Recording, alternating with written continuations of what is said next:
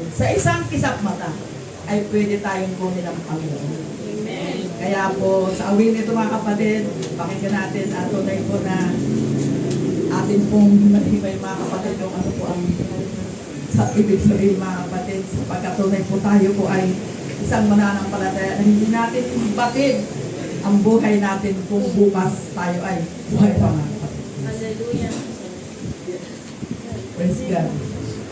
Si Jesus ay darating na sa huling tunog ng trompeta at tayo'y kukunin niya sa isang kisap mata.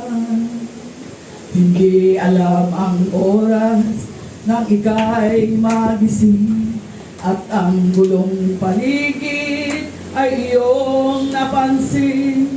Mayroong nagsisigawan, may nagiyakan, mga mahal nila sa buhay, di na matagpuan.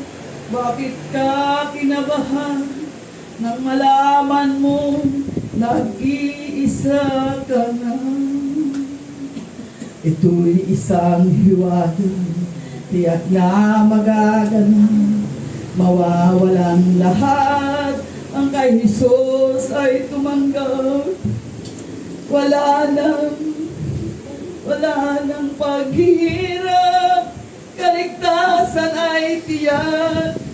Ngunit kung maiiwan, ano ang hinahanap? Magsisi man, sana ay hindi ka na ipinanganak. Mayroong mga tugmaan at kapighatian na di nararanasan kailanman. May mga laban kay Kristo, iligaw lahat ng tao. Sila ang maghahari at iibigin ang buong mundo. Hindi alam ang oras, si Jesus ay darating. Hanggang may panahon, siya iyong tanggapin. Kung nasa iyo si Kristo'y di na mangangamba. Dumating man ang oras at tayo'y kunin niya. Si Jesus ay babalik, anumang mayroon at handa ka na. Mayroong mga digmaan at kapighatian na di maranasan kailanman.